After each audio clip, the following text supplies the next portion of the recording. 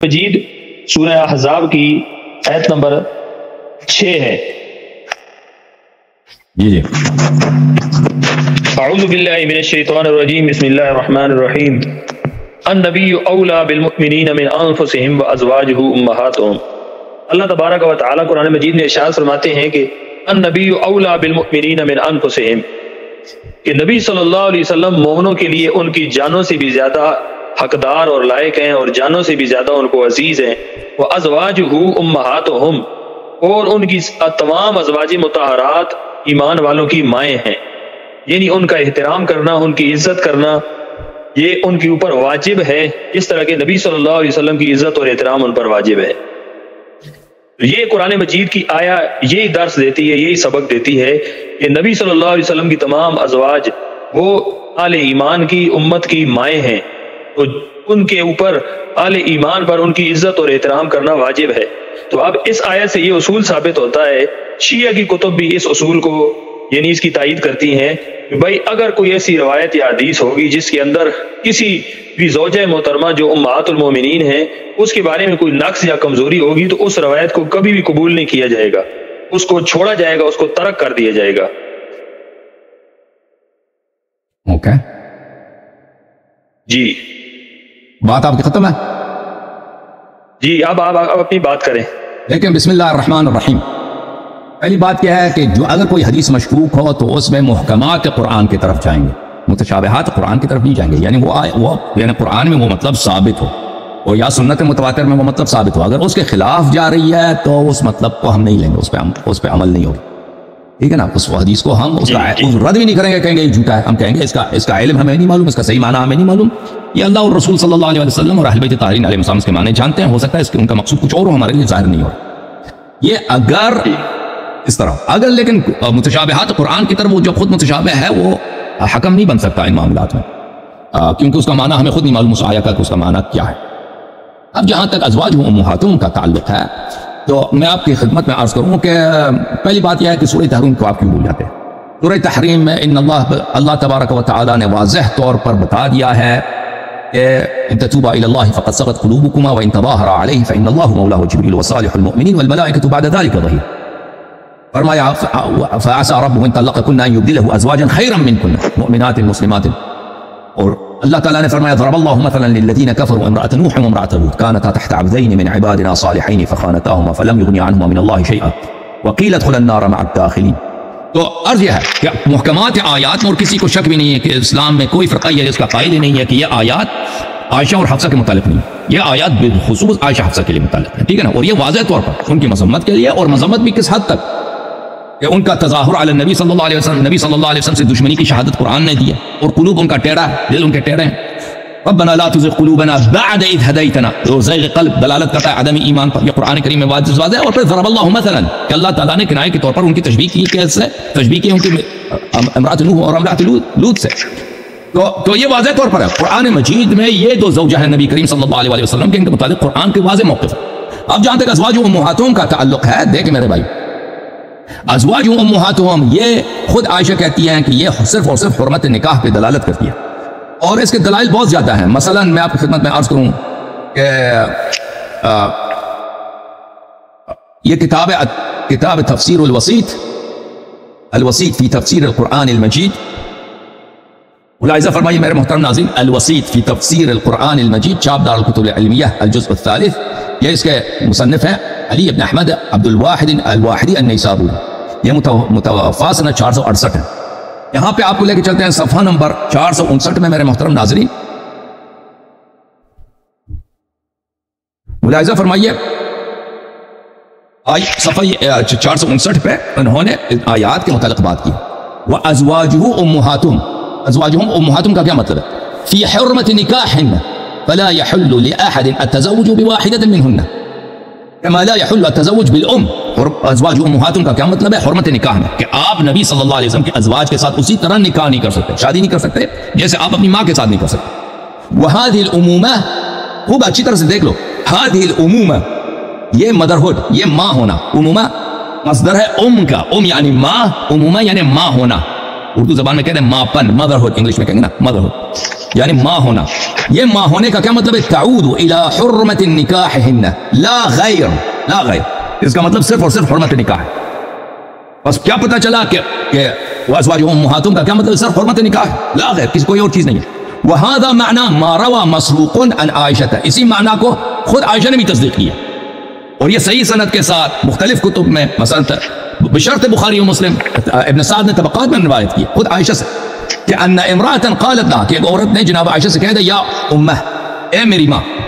عورت نے کہا، کسی عورت نے، تو انہوں نے کہا لست لکی بام انما انا ام رجالکم. اچھی طرح سے دھیان دے دو مولوی صاحب. عائشہ نے اس عورت سے کیا کہا؟ کہا کہ میں تیری ماں نہیں ہوں، میں تیری ماں نہیں ہوں، میں صرف اور صرف مردوں کا ماں ہوں.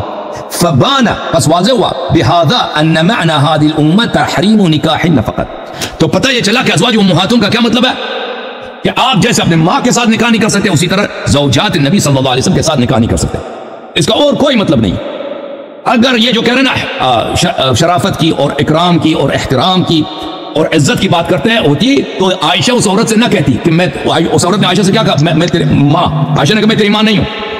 اگر ماں ہونے کا مطلب احترام اور عزت ہوتا کہ جس طرح اپنی ماں کو عزت دیتے اسی طرح نبی صلی اللہ علیہ وسلم کے ازواج کو عزت دے دو، تو عائشہ کبھی اسے نہیں کہتی کہ میں تیری ماں نہیں ہوں، کیونکہ لازمی بات ہے وہ عورت جیسے اپنی ماں کی عزت کرتی ہے اس سے زیادہ عائشہ کی عزت کرنا چاہتی ہے. کہتے ہیں میں تیری ماں نہیں ہوں، میں تو صرف مردوں کی ماں ہوں. اس لیے کہ اس کا مطلب صرف اور صرف کیا ہے؟ حرمت نکاح، حرمت نکاح. اچھا، یہ بہت سارے مختلف کتب میں یہ مطلب آیا ہوا ہے. حافظ ابن حجر نے فتح الباری میں، محمود عینی نے عمدۃ القاری میں، بہت سارے اکابر نے اس بات پہ واضح طور پہ بیان کیا. اچھا، تو یہاں پہ پتہ چلا کہ یہ صرف حرمت نکاح ہے. اور ہم شیعوں کا عقیدہ ہی یہی ہے کہ عائشہ کے ساتھ نبی صلی اللہ علیہ وسلم کی وفات کے بعد نہ عائشہ کے ساتھ، نہ سودا کے ساتھ، نہ ماریہ قطیہ کے ساتھ، نہ حفصہ کے ساتھ، نہ زینب بنت جحش کے ساتھ، کسی بھی زوجہ نبی صلی اللہ علیہ وسلم کے ساتھ آپ شادی نہیں کر سکتے. ٹھیک ہے نا؟ تو یہ ہمارا عقیدہ ہے، ہم اس سے پھرتے نہیں. لیکن جہاں تک اس بات کا تعلق ہے کہ عائشہ کا کردار تاریخ میں کیا رہا ہے، تب جب آپ خود دیکھیں نبی صلی اللہ علیہ وسلم کے والدین کریمین جناب عبداللہ اور جناب آمنہ بنت وہب رضی اللہ تعالی عنہما وسلام اللہ علیہم، ان کو آپ لوگ نستجیر باللہ مشرک کہتے ہو، آپ کو شرم نہیں آتی؟ اور قرآن فرماتا ہے کہ انما المشرکین نجس، پیغمبر کو نستجیر باللہ، رسول اللہ صلی اللہ علیہ وسلم کو آپ مشرک زادہ، نجس زادہ کہتے ہو، آپ کو شرم نہیں آتی؟ اور قرآن فرماتا ہے ان اللہ اصطفى آدم ونوحا وآل ابراہیم وآل عمران علی العالمین. ابراہیم کے اہل بیت کو اللہ نے استفاء کیا ہے، عمران کے اہل بیت کو استفاء کیا، اور ہمارے نبی صلی اللہ علیہ وسلم جس گھرانے میں پیدا ہوئے مشرکین کا گھرانہ، نستجیر باللہ، انجاز کا گھرانہ، نجسوں کا گھرانہ. تو آپ نبی صلی اللہ علیہ وسلم کو خود نجس زادہ کہتے ہو، شرم نہیں کرتے؟ شیعوں پہ آ جاتے ہو کہ بھائی تم نے عائشہ کے خلاف کیوں بات کیا؟ وہ بھائی عائشہ کے خلاف ہم کیا بات، ہم نے وہی کہا جو قرآن نے بولا ہے. سورہ تحریم کیوں بھول جاتے ہو تم؟ صرف سورہ احزاب پہ آ جاتے ہو. وازواج امہاتہم، ازواج امہاتہم کا ہم نے جواب واضح طور پہ دے دیا، الحمدللہ. مزید کچھ کہنا آپ نے؟ اس طرح آپ نے جواب جو دیا، اس جواب کا اس پر بڑی ہنسی آ رہی ہے، بہت عجیب جواب ہے کہ آیت جو آپ نے استدلال کیا وہ استدلال بالکل باطل ہے، کیونکہ نکاح کی جو ممانعت ہے وہ دوسری جگہ واضح الفاظ کے اندر ہے. اسی صورت کی آیت نمبر 53 کا اینڈ آپ دیکھیں، اعوذ باللہ من الشیطان الرجیم. اللہ فرماتے ہیں وما کان لکم ان تؤذوا رسول اللہ ولا ان تنکحوا ازواجہ من بعدہ ابدا.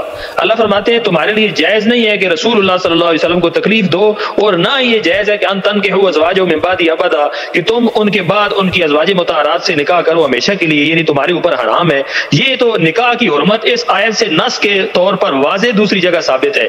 تو اس آیت نے بتا دیا کہ نکاح کا ممانعت اس آیت سے ہے، اور یہاں جو فرمایا ازواج امہاتہم، اس میں واضح ہے کہ اس سے مراد ان کی حرمت اور احترام اور عزت کرنا ہے. اس کے علاوہ ان کے ساتھ دوسری جگہ علیحدہ حکم ہے کہ جب ان سے سوال کرو پردے کی حالت میں کرو. اذا سألتموهن متاعا فاسألوهن من وراء حجاب، کہ حجاب پردے کے پیچھے سے ان کے ساتھ تم بات کرو، سامنے آ کر بات نہ کرو. اب اگرچہ ماں کہا، لیکن یہاں منع کیا جا رہا ہے کہ تم ان کے سامنے نہ ہو. تو یہاں جو ماں کہا ہے اس سے مراد یہ ہے کہ ان کی عزت اور حرمت اور احترام کرو، کہ یہ مطلب نہیں ہے کہ نبی علیہ السلام کی عزت کرو اور ان کی ازواج مطہرات کو گالیاں دو.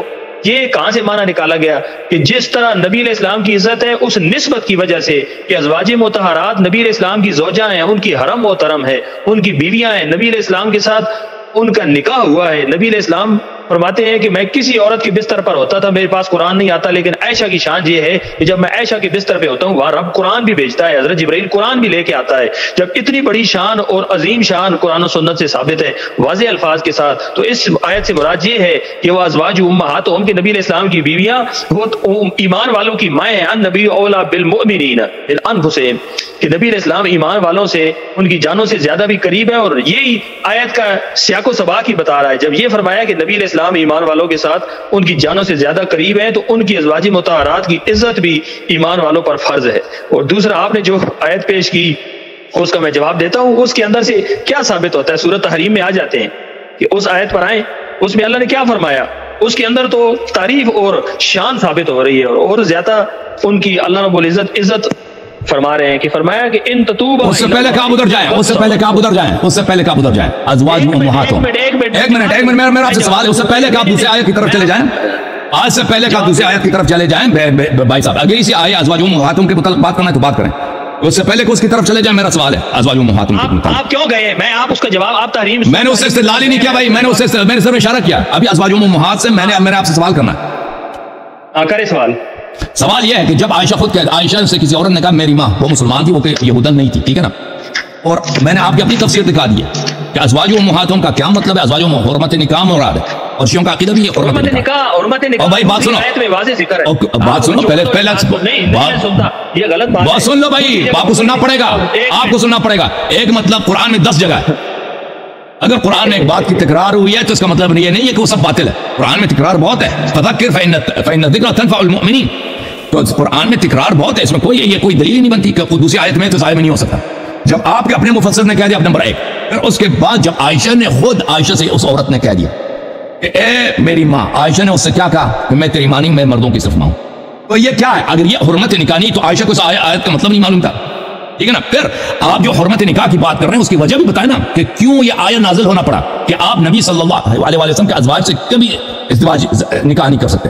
وہ کون سے صحابہ تھے جن کی وجہ سے آیت نازل ہو گئی کہ ان کی غلط نگاہیں تھے عائشہ پر؟ وہ کون صحابہ تھے؟ ان کے نام ذرا بتانا ہے۔ یہ نہ کوئی بھی نہیں، اللہ نے قرآن میں مطلقاً یہ اللہ نے قیامت تک کے لیے اصول بتایا، یہ میں نے آپ کو شروع میں یہ اصول بتایا کہ کوئی غلط روایت، ضعیف روایت نہیں چلے گی قرآن کے مقابلے میں۔ قرآن صحابہ کے بارے میں اللہ فرماتے ہیں اولئک هم المتقون، میرے نبی کے سارے صحابہ تقوی والے ہیں، پرہیزگار ہیں۔ قرآن نے ان کے بارے میں اولئک هم المتقون، وہ پورا آیت پڑھو نا، پورا آیت پڑھو پھر کہہ دینا کہ ان کے متعلق ہے، پورا آیت پڑھتے ہیں اولئک هم المؤمنون حقا، وہ سچے مومن ہیں، قرآن نے ان کی گواہیاں دی ہیں ایسی۔ پوری پڑھو نا آیت، پوری پڑھو کہ سب صحابہ، کوئی ایک آیت پڑھو کہ سب صحابہ کی ایمانوں سے ثابت ہوتی ہے یہ سب اچھے ہیں، ایک آیت پڑھو، کل وعد اللہ الحسنى، پوری آیت پڑھو نا، پوری آیت پڑھو۔ اس کے کوئی بھائی میں ہمارا چیلنج ہے، قرآن میں کوئی آیت نہیں، قرآن کا تقریباً ثلث صحابہ کی مذمت میں، قرآن کا ثلث یعنی جو منافقین کے مذمت میں وہ سب منافق صحابہ تھے، سب منافق صحابہ تھے، ٹھیک ہے نا؟ قرآن کا ثلث صحابہ کی مذمت میں، بالکل یہ آیت بالکل۔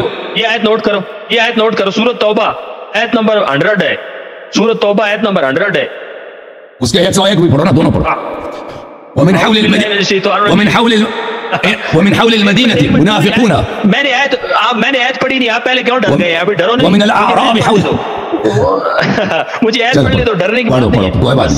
آپ اتنا پریشان نہ ہو جائیں، فرمایا والسابقون الاولون، سب سے پہلے سبقت کرنے والے من المہاجرین والانصار، ان صحابہ میں سے جو ہجرت کرنے والے ہیں اور انصار جو پناہ دینے والے ہیں، والذین تبعوہم باحسان، اور وہ لوگ جنہوں نے ان کی اچھے طریقے سے اتباع کی، رضی اللہ عنہم ورضوا عنہ، اللہ ان سے راضی، وہ اللہ سے راضی، واعد لهم جنات، اور ان کے لیے باغات تیار ہیں آخرت میں، تجری تحت الانہار، جن کے نیچے سے نہریں جاری ہوں گی، خالدین فیہا ابدا، وہ اس میں ہمیشہ رہیں گے، ذالک الفوز العظیم، یہ بہت بڑی کامیابی ہے۔ اگلی آیت میں جو لوگوں کا بیان ہے وہ ان سے جدا ہے، اللہ فرماتے ہیں وممن حولکم من الاعراب منافقون، اللہ فرماتے ہیں آپ کے ارد گرد دیہاتیوں میں سے کچھ منافق ہیں، ومن اہل المدینہ تھے، اور اہل مدینہ کے اندر سے بھی منافق ہیں، مرد النفاق، ایک منٹ ابھی مرد النفاق، جو نفاق کے اوپر بڑے پکے ہیں، لا تعلمہم، اے میرے نبی آپ ان کو نہیں جانتے، نحن نعلمہم، میں اللہ ان کو جانتا ہوں، سنعذبہم مرتین، ہم ان کو 2 عذاب دیں گے، ثم یردون الی عذاب عظیم، پھر ان کو 2 بڑے عذاب کی طرف لوٹایا جائے گا۔ اس آیت نے تقسیم کر دیا، پچھلی آیت میں جن کا ذکر ہے وہ ان میں شامل نہیں ہے،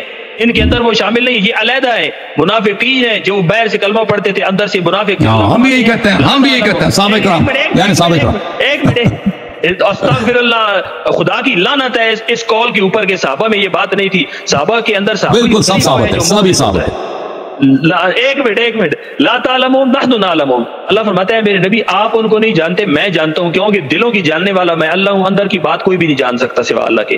تو اس آیت نے تو یہ واضح کر دیا، وہ قرآن کے اندر میں نے آپ کو پہلے اصول بتایا، آپ اتنا عرصہ ہو گیا چینل چلا رہے لیکن آپ کو اپنی کتابوں کا بھی نہیں پتا۔ آپ کی اپنی کتابوں میں اصول لکھا ہوا ہے کہ قرآن و سنت کے مطابق بات ہوگی، ادھر ادھر کی ضعیف بات نہیں چلے گی۔ آپ اپنے اصولوں سے ہٹ کے روزانہ لوگوں کو گمراہ کرتے ہیں۔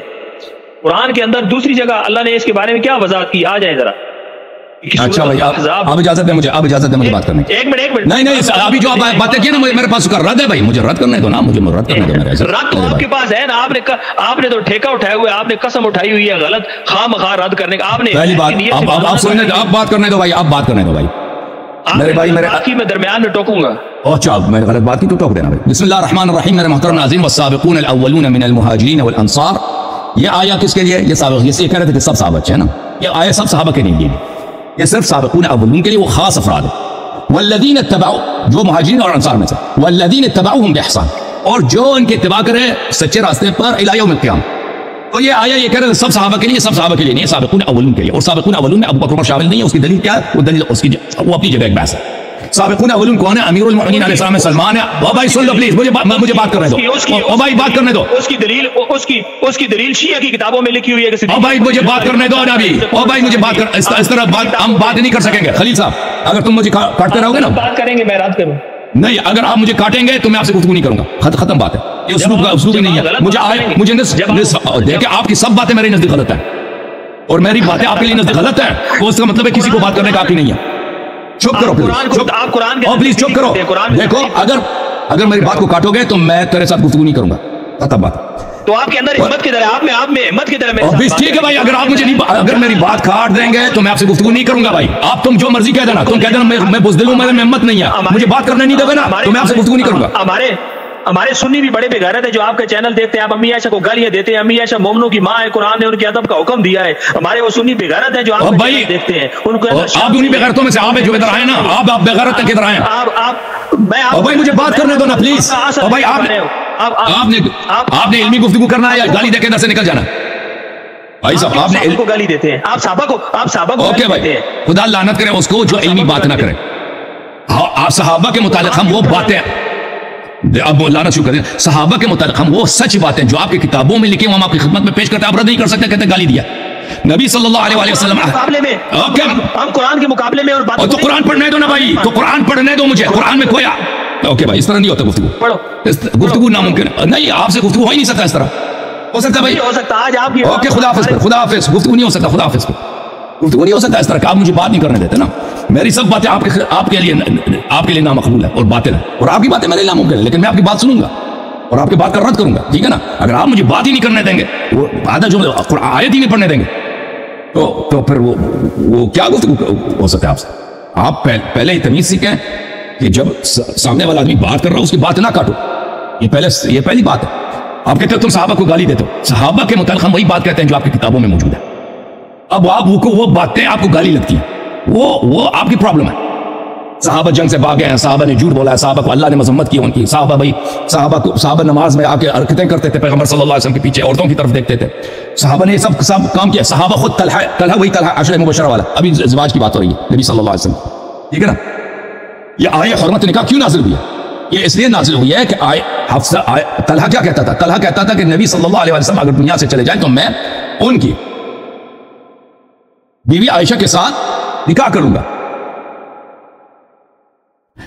دیکھیں انہوں نے جو آیت پڑھی ہے السابقون الاولون من المہاجرین والانصار، اس میں کوئی ایسا فقرہ نہیں ہے کہ سب صحابہ جو ہیں جنتی ہیں، بلکہ اس سے اگلے والا جو آیا ہے، دیکھیں والسابقون الاولون من المہاجرین والانصار، یہ والا جو آیا ہے یہ صرف سابقون اولون کے لیے۔ یہ کہہ رہے تھے کہ سب صحابہ جو ہیں جنتی ہیں، سب صحابہ اچھے ہیں، اللہ نے قرآن میں شہادت دی۔ یہ آیا وہ نہیں کہہ رہا، یہ سابقون اولین کے لیے اور جو ان کے اتباع کریں قیامت تک، یعنی صحابہ سے اس کا تعلق ہی نہیں ہے۔ قیامت تک آنے والے لوگ جتنے لوگ اتباع کریں گے سابقین اولین کے، اللہ ان سے راضی ہے، وہ جنت میں، ٹھیک ہے۔ وہ سابقون اولین کون ہے الگ بحث ہے، لیکن یہ خود نہیں کہتے کہ سب صحابہ سابقون اولین ہیں، یہ خود نہیں کہتے۔ تو یہ کہ اس آیت سے استدلال کرنا کہ سب صحابہ اچھے ہیں، سب صحابہ بے عیب ہیں، یہ بالکل باطل ہے۔ دوسری بات وَمِمَّنْ حَوْلَكُمْ مِنَ الْأَعْرَابِ مُنَافِقُونَ، آپ کے ارد گرد مدینے کے باہر جو عرب رہتے ہیں، اعراب رہتے ہیں، ان میں منافق ہیں، ان میں منافق۔ وَمِنْ أَهْلِ الْمَدِينَةِ مَرَضُوا عَلَى النِّفَاقِ، اور مدینہ والوں میں، مدینہ میں کون رہتے تھے سوائے مہاجرین انصار کے؟ مہاجرین اور انصار کے علاوہ مدینہ میں کون رہتے تھے؟ کوئی نہیں تھا مدینہ منورہ میں مہاجرین انصار کے علاوہ. لا تعلمهم نحن نعلمهم، آپ ان کو نہیں جانتے، ہم جانتے ہیں. یعنی ان کا مردو علی النفاق، یعنی یہ نفاق کے انہوں نے پریکٹس کیا، نفاق میں استاد بن گئے. مردو یعنی اتنا انہوں نے نفاق کے پریکٹس کیا کہ ظاہر میں مسلمان لگتے، باطن میں کافر ہیں کہ کسی کو پتہ ہی نہیں چلتا. نبی صلی اللہ علیہ وسلم بھی نہیں جانتے، میں ان کو جانتا ہوں. اللہ کہتا ہے یہ کون تھے سوائے صحابہ کے؟ کہ ظاہر میں مسلمان ہے، باطن میں پیغمبر بھی ان کو نہیں جانتے کہ منافق ہے. آیت تو شہادت دے رہا کہ صحابہ میں منافق ہیں وہ اور بہت زیادہ. سنعذبهم مرتين، ان کو 2 دفعہ عذاب دیں گے اور پھر جہنم لے کے جائے جائیں گے. یہ صحابہ کے علاوہ کون ہے بھائی؟ تو جو آیہ آپ لے کے آئے تھے کہ سب صحابہ اچھے ہیں، وہ اسی آیہ سے ثابت ہوتا ہے کہ سب صحابہ اچھے نہیں ہیں. یہ شیعوں کا قول. اچھا اب آتے ہیں اس بات کی طرف کہ وہ ازواج امہاتہم کا کیا مطلب ہے؟ ازواج امہاتہم یہ کہہ رہے کہ نہیں، اس کا مطلب جو حرمت نکاح نہیں ہے.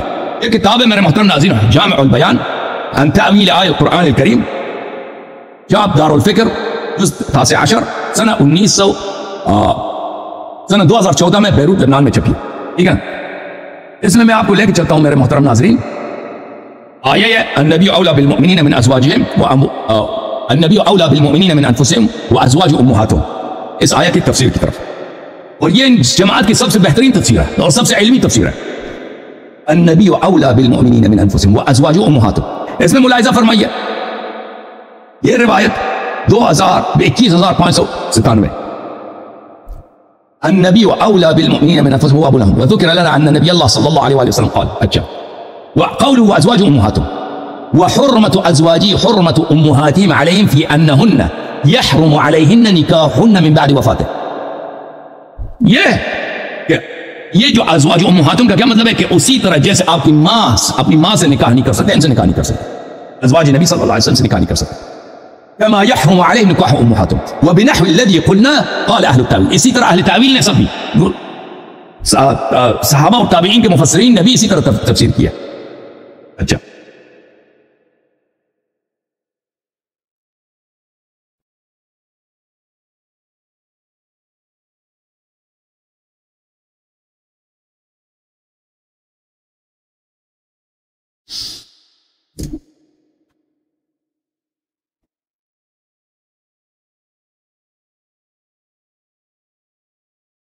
یہ کتاب ہے میرے محترم ناظرین السنن الکبریٰ للبیہقی الجزء السابع، چاپ دار الکتب العلمیہ. یہاں پہ آپ کو لے کے چلتے ہیں میرے محترم ناظرین صفحہ نمبر 111 میں.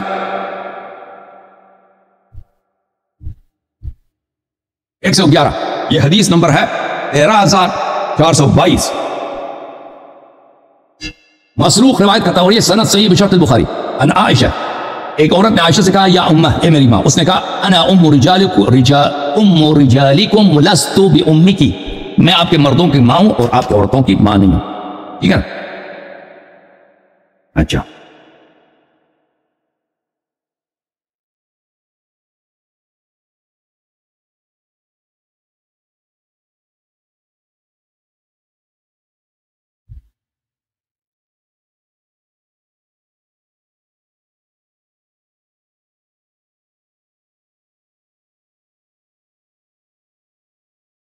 اب میں آپ کو ایک تفسیر دکھانا چاہتا ہوں جماعت مخالفین کی.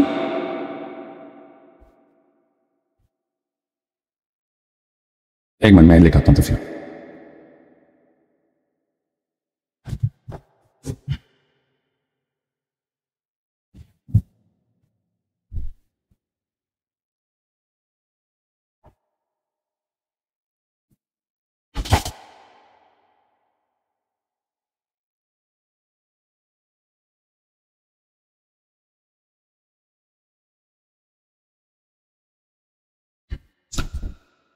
یہ کتاب ہے تفسیر سمرقندی میرے محترم ناظرین. یہ حرمت نکاح کیوں نازل ہوئی ہے اس کی وجہ ہے، یہ بہت لمبی کہانی ہے کہ صحابہ کس طرح نبی کریم صلی اللہ علیہ وسلم کو ستاتے تھے. تفسیر السمرقندی المسمى تفسیر بحر العلوم، یہ جزء ثالث، چاپ دار الفکر، کتاب چھپی ہے سنہ 2010 میں. ملاحظہ فرمائیے صفحہ نمبر 67 ہے. تفسیر سورۃ الاحزاب ہے. ان طلحہ ابن عبید اللہ، اے طلحہ ابن عبید اللہ التیمی جو عشرہ مبشرہ میں سے ہے، ٹھیک ہے نا، اس نے کہا لئن مات محمد، رسول اللہ بھی اس نے نہیں بولا صلی اللہ علیہ وسلم، اس نے کہا یہ محمد اگر مر جائے نستجیر باللہ، لأتزوجن بعائشہ، اب خود اب یہ بہت لمبی کہانی ہے، اس کے روایات بہت زیادہ ہیں ان کے اپنے کتب میں. ان کا جو ہے اللہ آپ کا بلا کرے امام السنہ محی السنہ اس کو کہتے ہیں، بغوی صاحب، اس نے بھی اپنی تفسیر میں لکھا ہے تفسیر البغوی محی السنہ محمد بن الحسین بن مسعود البغوی، ابو محمد الحسین بن مسعود البغوی، متوفى سنہ 516، چاپ دار الطیبہ، کتاب چھپی ہے سنہ 1412 ہجری میں. یہ اس میں آپ کو لے کے چلتے ہیں میرے محترم ناظرین تفسیر سورہ احزاب میں.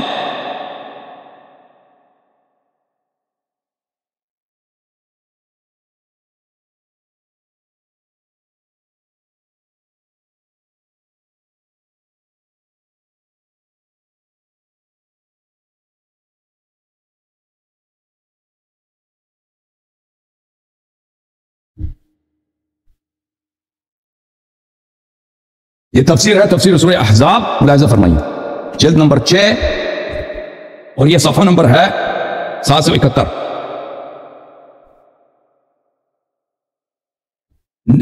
وَلَا أَن تَنْكِحُوا أَزْوَاجَهُم مِّن بَعْدِهِ أَبَدًا، آپ کے لیے جائز نہیں ہے کہ نبی صلی اللہ علیہ وسلم کی کسی بیوی کے ساتھ نکاح کریں، ابد تک جائز نہیں ہے. نزلت فی رجل من اصحاب النبی صلی اللہ علیہ وآلہ، ایک صحابی کے متعلق نازل ہوا، قال لئن قبض رسول اللہ صلی اللہ علیہ وآلہ وسلم لانکحن عائشہ، اس نے کہا کہ پیغمبر مر جائے تو میں عائشہ سے نکاح کروں. اور یہ کتنی بغیرتی کی بات ہے، آپ خود سوچیں بھائی، آپ کسی بھی شخص پیغمبر کو چھوڑیں، ایک شخص اگر زندہ ہے اس کی بیوی کے متعلق اگر یہ بات کریں نا لوگوں کے درمیان فلانا مر جائے میں اس کی بیوی، یہ اس کی بڑی بے عزتی ہے، بڑی بغیرتی ہے، بہت ہی تکلیف کا سبب ہے. اچھا اسی لیے تو نازل وما كان لكم ان تؤذوا رسول الله صلی اللہ علیہ وسلم، پیغمبر کو اذیت کر رہے ہو آپ، ان الذين يؤذون الله ورسوله لعنهم الله في الدنيا والاخره. اچھا قال مقاتل بن سليمان هو طلحه بن عبيد الله، یہ شخص طلحہ تھا، فاخبر الله عز وجل ان ذلك محرم، اللہ نے خبر دی کہ حرام ہے. وقال ان ذلكم كان عند الله عظيما، یہ اللہ کے نزدیک بہت ہی عظیم گناہ ہے جس طرح کی بات تم نے کی ہے. پھر اگلا ان تبدوا شيئا او تخفوه فان الله كان بكل شيء عليما، کسی بات کو چھپاؤ یا ظاہر کرو اللہ اس سے آگاہ ہے. نزلت في من اضمر نکاح عائشہ بعد رسول اللہ صلی اللہ علیہ وسلم. اب یہ اس شخص کے متعلق نازل ہوا ہے کہ جس نے کہا تھا کہ اس کی نیت یہ تھی، اس نے کہا تھا کہ پیغمبر مر جائے تو میں عائشہ سے نکاح کر لوں گا. اچھا تو یہ اس کے روایات زیادہ ابھی وقت نہیں میرے پاس، موضوع یہ نہیں. ابھی اسی چینل پہ اگر آپ جائیں نا، میری اسی آج سے تقریباً 7-8 سال پہلے میں نے کئی تقریریں کی ہیں اس میں، اس میں بہت میں نے دلائل واضح دی ہیں کہ یہ شخص طلحہ تھا، طلحہ ابن عبید اللہ تھا، جو عائشہ سے یہ غلط نکاح رکھتا تھا اور اس کی غلط نکاح تھی پیغمبر صلی اللہ علیہ وسلم کے ازواج پر، اور اس کی وجہ سے نازل ہوئی آیا کہ نبی صلی اللہ علیہ وسلم کے عورتوں کو تم اس طرح آنکھ سے نہ دیکھو، وہ تمہاری ماں کی طرح، ٹھیک ہے نا. یہ ماں کی طرح یعنی حرمت نکاح ہے. اب اس کا مطلب یہ نہیں کوئی غلط کام کر ہی نہیں سکتا.